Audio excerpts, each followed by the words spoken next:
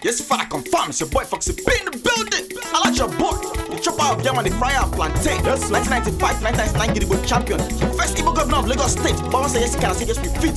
Yes, father confirm. Yes, father confirm. It's your top Foxy P in the building. I like your boy. Chopper of Yam and the fryer of plantain. Welcome you to the 100th edition of the Africa Today Show. Ow! Jesus Christ, Oluwawa. Amen. Amen. Amen. I'm not gonna waste nobody's time. There's so many things to talk about, so many things that happen in Africa. Crazy!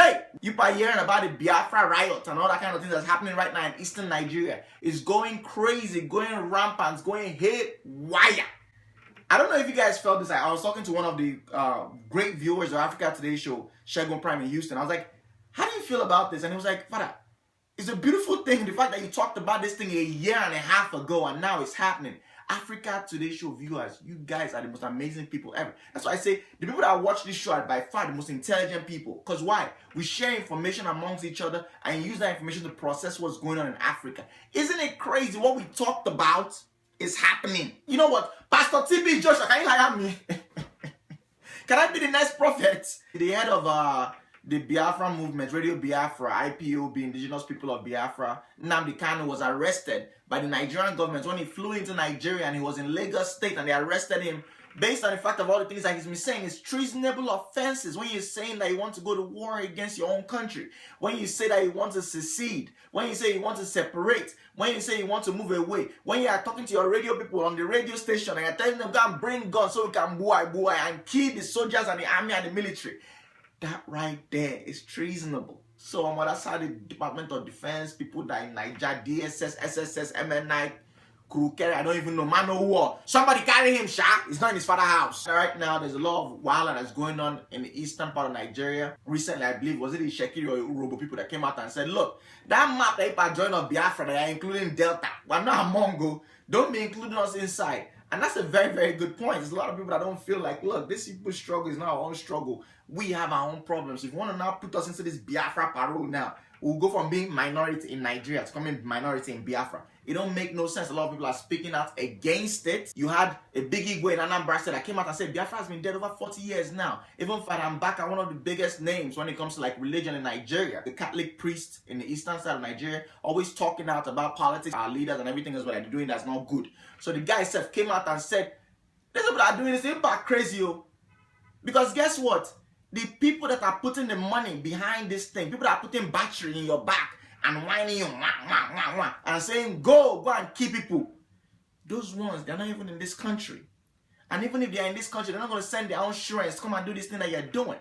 So be calm and relax. For me, I look at it, this thing has a very, very simple solution. If you think about these guys that want Biafra, they are promising the youth a better future. What would happen if we can give them a better today? What would happen if for only 3 months, the governors in Imo State, Anambra State, Abia State, Ebonyi State, all those states, if they can come together and say, you know what? We're going to do our job for only 3 months. Just try that and you see whether people will not chill and relax. Nobody wants to fight. Nobody wants to go to war. But when the situation around you is just so crazy, why won't you now start listening to some crazy people that be talking all kinds of nonsense from safely out there in London? Talking about people that are talking crazy things. We're getting the news all the way from South Africa that Davido. Ah, yeah. She no one designer. She no one Ferrari. What am I using? Anyways, Davido came out. He was apparently robbed. He was just robbed in South Africa. And he said the armed robbers that came and cashed him and his boys, they just land in South Africa. They're driving on the main road. That's why they now corner them with moto. And boom, come out with 2 guns. Yes, hands up, your money on your life, money on your life. They obtained Davido wristwatch, a Rolex wristwatch. This one is not Rolex, so this one is all those Papa Jao wristwatch. And they sell in the middle of mall, $20, confirm. They said that Davido, they collect his Rolex wristwatch, and this is where the talking of crazy started. Davido said that they collect $60,000 from him, it was in his backpack. His manager said that they collect $50,000 for him, it was in his own backpack. Then the guy that was rolling with them, one CEO of some company that we've never heard about before, that one they collect $80,000 from him. He said it was in his backpack. So if you do that maths now, that's 50 plus 60, 110 plus 80, that's $190,000. $190,000 and 3 Rolex wristwatch. People are shouting on Twitter and Instagram, on Facebook, on all the social media, why are people carrying all this big money? I say, shut up. Shut up. You people don't understand what's going on. This, the more you look, the less you see. It's like all those, you know, all those banks, all those small banks that they be having. One farmer cooperative bank that they have in Auchi in Edo State. You don't see that the armed robbers came and robbed them. It's a room and parlor bank, or the bank, the whole vault is not bigger than one small carton. They'll say, armed robbers came and robbed us. So they'll ask the manager, how much did they take? They say, they took almost 300 million. How about? The commonality between this situation and Davido's situation is that they know that nobody's going to go and ask those armed robbers, how much did people really thief? So Davido can come out and say that they thief $200 million from his hand. The armed robber is never going to say, hey, bros, hold on, that beggar. The man are not the lie on top of our head. Don't do that, please. The money will come off on our hand. Pata, the most $500 and one roasted corn. Well, Davido the chop, what we collect for your hand. That's it. But the armed robber never have a spokesperson. Talking about people that need spokesperson, we're getting the news that our Senate and the House of Rep, they're about to go through a Facebook training. Facebook training that's supposed to train them how to use Facebook so they can talk to their constituents directly. Ladies and gentlemen, boys and girls, if there's any runs, girls, any lady of the night that's watching this video, right now your life is about to change. Because you're about to have some of the hungriest, nastiest, dirtiest men, the pervert of the perverts, about to come on Facebook very, very soon. So stay tuned, because very, very soon you're going to be seeing our big belly senators and House of Rep. They're going to be on Facebook talking to their constituents and talking to the babies. Baby, look at you. That's your attack now. Wow. Manchester United. Hell. Baby, man. Turn around, let me see your bakasi. Hell. Yeah, those nasty men are going to be there. Yeah. Licking their finger while they're playing with their mouse. Confirm. You know how it is now. When you start using your mouse with your left hand, what's your right hand doing? Food for thought. Talking about thoughts, we're getting the news all the way from Zimbabwe that a young baby, a young girl that was contesting in a beauty pageant in our university, 21-year-old girl, was arrested for illegal and immoral and indecent exposure. What did she do? During the pageant, everybody's walking, you know, you're wearing a nice clothes. She's deciding that, you know what, as I'm perambulating and moving around, let her now show the outfit and what the outfit is doing. That's how this girl now went and opened the hoo-ha-hoo. What? Even Eve was hiding from God. Remember when they say Adam and Eve, when they went to hide in Garden of Eden, and God shouts, Adam and Eve, where are you? They say, I'm naked, my Lord. God said, real way. Yeah. The girl went and opened her jamujantus for everybody that's in that pageant. Never underestimate people who they are willing and able to do anything to win. This picture I'm about to show you people. Hold on, they've already blurred out the jamujantus just in case it's already Sunday. Some of you are doing dry fasting, cannot break your fast, just watching Africa Today show. But look, I want you to concentrate on the girls in the back. The girls in the back. One of them is looking like, oh my God, this guy has lost her mind. While the other one has already opened Bible to the book of Revelations, because this is end time. If you think about it, what that girl did was really, really wild. To me, it's very, very wild. But at the same time, if you're able to do a beauty pageant, guys are showing their chest, they're showing their selling points. She herself wants to show her selling points. But somebody that was there was complaining about the odorous odor that was coming out of her body. They say, baby, you know, today is not Sandine Day. Don't be walking around here with Titus. Talking about odor, we're getting the news from our House of Representatives right there in Abuja. They said that on Wednesday they had a situation that they could not continue the sitting of their motion parole because of why? They say a bad odor.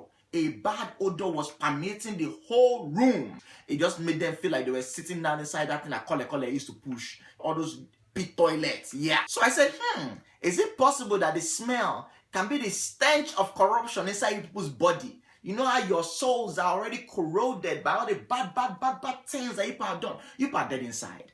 And the body has to do what? It has to smell. So I say, is it possible? Maybe because they have some new members that are more corrupt than the others. They say, I'm hearing one smelly, no. Who know? But apparently they say it's because there's no water that has been running in that House of Representatives. I say, hey! As someone who went to University of Lagos, living in Shoda Day Hall. People are telling me news that Shoda Day Hall is now a women hall. When I was there, I was not living there as a woman. Philo has not started yet. So dress back. I'm telling you, I've been in a place where water did not run for 2 months. The toilet, what they are doing, they are layering. It's like you're just building decking, foundation, decking, foundation, decking, foundation. You can come there and be like, somebody ate beans, next person ate rice, next person ate abodi, next person ate agidi, and somebody ate risky burger.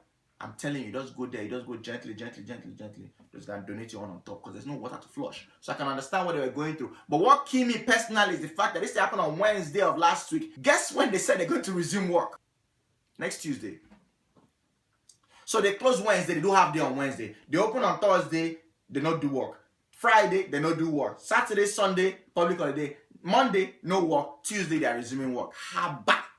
Ha-ba. Ha-ba. Talking about crazy things that we're saying. Alison Madueke, the same person that we said that thief over $20 billion, we're getting in news right now that the woman is in a situation now where they say she has cancer. She says she's dealing with cancer right now. Dele Momodu went and read Dele Momodu from Ovation. Dele Momodu now swell up body, swell up neck. Everything's just there, looking like someone that is shaki instead of chingom. Confirm. Dele Momodu has come out and put out a picture that the woman has cancer. People on Twitter are going crazy right now. They say, help! Now for this cancer, let it not kill this woman. No, she has to come back and come and face the music. Other people are saying that, take mercy on her, that she really has cancer. Me, myself, I don't know what to think. That's somebody's mother. That's somebody's auntie. That's somebody's wife. If she has cancer, she has cancer. People are saying that she's not beautiful anymore. I think she's still beautiful. Except that the beauty has changed small. Like, a lot of the rings kind of beauty. Okay, I know it's too soon. It's too soon. Man, I know vex. I beg. It's too soon. I understand. I don't know whether you guys have seen this poster that a Ugandan politician, a new guy that's running for office, he put it up. And he came out and he said it out clear. He said, look, it's time for people to chop the money. Let others chop the money. But anyways, ladies and gentlemen, boys and girls, that's all I have for you today. It is the 100th edition, 100th episode of the Africa Today show. I cannot thank you guys enough. I cannot thank you enough for what you've done. Your support constantly. You have to understand that this is where my comedy career started, doing this thing. This is where it started. This was the beginning of everything. All that craziness you see on Instagram, everything you see from Oluwa Kaponeski to I Am Coming to Chief Obi, it would never have happened if it wasn't for Africa Today's show. And guess what you did? You came and you watched. You supported. Look at the people that sent things.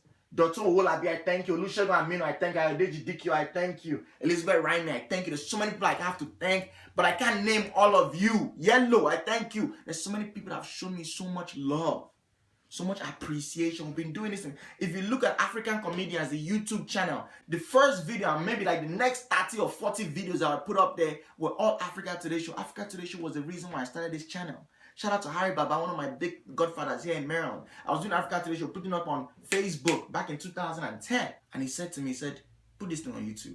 Do these videos and put them on YouTube. And then I started doing it from a small room. And maybe I'll be able to play a clip from one of our first episodes I ever did. So you can see the difference. I mean, that time, Hungry was catching boys. My face was a little bit sunken and looking like Fido Dido. Welcome to Africa Today. This is going to be our show. And we'll be giving you everything that's going on in Africa. We're going to break it down to you the way you need to understand it. CNN doesn't tell you this, BBC doesn't tell you this, NTA doesn't tell you this, AIT doesn't tell you this. But I'm going to tell it to you the way I tell it, because I don't have any political affiliations. Neither do I have any respect or home training. BBC is telling us that today, some of those Somalian people that are kidnapping boys, those pirates, they came and attacked a ship. But little did they know that this ship that they were attacking was a Navy ship. As they were drawing near, they bring out their small gun. Say, hands up, hands up. That's when the Navy say, They now open their curtain. You know how they have that hidden cannon? They open that cannon. They just aim that thing. You know that gun that you have to sit down like this and just... That's what they now started aiming at those Somalian pirates. They now pursue the pirates. Say, hey, these people are not normal people. Oh. These people are Navy. Oh. They will kill us. Now, so they start to pursue them. Then pursue those pirates. Then the Navy come arrest all of them. 3 ships. 3. Those pirate boats. Now the Navy can't catch. Thank God for everything that he's done. Africa Today show will continue. Ladies and gentlemen, do me a favor. Pray for me. Pray for me. Let's pray that this thing can continue. Let's keep doing work. I appreciate all my people. Ochai in Ukraine. There's people that are showing mad love. You have people that are presidents of African student associations that they play this thing every single meeting. Shout out to my boys in Edin. Kelechi over in Chicago. He came to the house. He's the only one I've ever let sign the wall lower than this level because he's such a huge supporter of Africa Today show. I actually went to their school, University of Illinois in Urbana-Champaign. I went there and I did Africa Today show, a live episode. This thing has been such a big part of my life. You have no idea. Just having this avenue where being an African immigrant, to be able to come and talk about our own news, not the way BBC says it, not the way CNN puts it out there, but from my own perspective.